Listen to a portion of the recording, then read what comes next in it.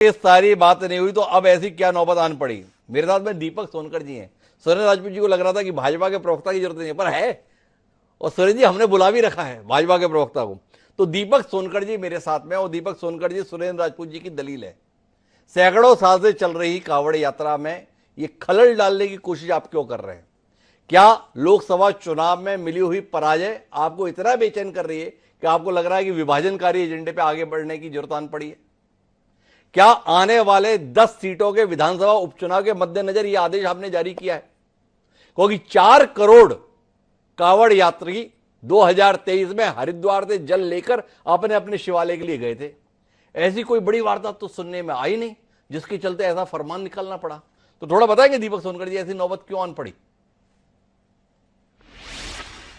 देखिए हिमांशु जी, जी जिस तरीके से निश्चित रूप से कहीं ना कहीं कांवड़ यात्रा लगातार वर्षों से चल रही है और ये प्रथा बिल्कुल लगातार चल रही है जी, मगर किसी व्यवस्था को जो चल रही हो और उस व्यवस्था को अच्छी और सुगम बनाने की योजना ना बनाई जाए, नया प्रयोग ना करा जाए, ये लगता है जो कांग्रेस 70 वर्षों तक राज की वो उसी की सोच है, सुरेंद्र भाई की सोच हो सकती है जी। मगर उत्तर प्रदेश के मुख्यमंत्री योगी आदित्यनाथ जी ने 2017 से जब से उत्तर प्रदेश में आए उत्तर प्रदेश को बदलने का काम किया है, उत्तर प्रदेश की तस्वीर को बदलने का काम किया है। उत्तर प्रदेश की कोई भी सामान बेच रहा है, अगर उसकी पहचान होनी चाहिए तो उसमें गुरेज क्या है जी। अगर असलम बेच रहा है तो असलम की दुकान की पहचान होनी चाहिए।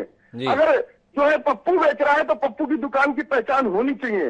पप्पू के अलावा गुड्डू बेच रहा है तो उसकी पहचान होनी चाहिए। अब होता क्या है कि असलम बाबू गुड्डू के नाम से भी बैठे हुए हैं, तो यह पहचान होना क्यों नहीं जरूरी है? अच्छा दीपक जी, एक बात बताइए, ऐसा कांवड़ यात्रा के संदर्भ में होना क्यों जरूरी है? अगर पहचान होनी चाहिए तो पूरे देश में होनी चाहिए। पूरे देश में कानून बना दीजिए कि भाई जो भी दुकान खुलेगी उसके प्रोपराइटर का नाम बोर्ड पर चस्पा करना अनिवार्य होगा। यह कांवड़ यात्रा के संदर्भ में ही आप इसे करके क्या समाज में विभाजन को बढ़ावा नहीं दे रहे हैं? क्या यह वोट बैंक की राजनीति नहीं है? अगर आपको इतनी पारदर्शिता की पैरवी करनी थी तो देश के लिए कानून क्यों नहीं बनाते?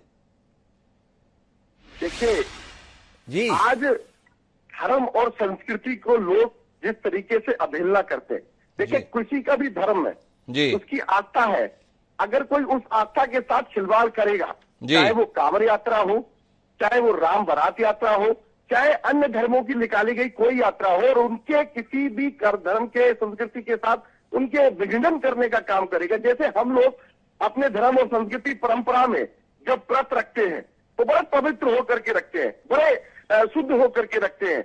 जब कोई रोजा रखता है तो पवित्र होकर के रखता है, बड़े शुद्ध होकर के रखता है। अगर कोई इसके रोजा में विघटन करेगा तो उसको भी खराब लगेगा, अगर किसी के व्रत में विघटन करेगा तो उसको खराब लगेगा। मेरा कहना यह है कि आज इस कांवड़ के साथ शुरुआत की गई है, निश्चित रूप से कहीं किसी के धर्म के साथ, और ये ऐसा नहीं है कि आज कांवड़ के साथ है तो किसी और चीजों के साथ भी है।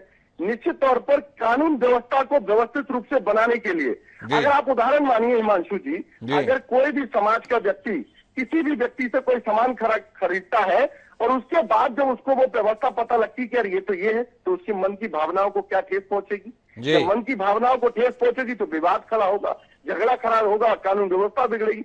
तो कानून व्यवस्था भी ठीक रहे, किसी के धर्म के साथ खिलवाड़ ना हो।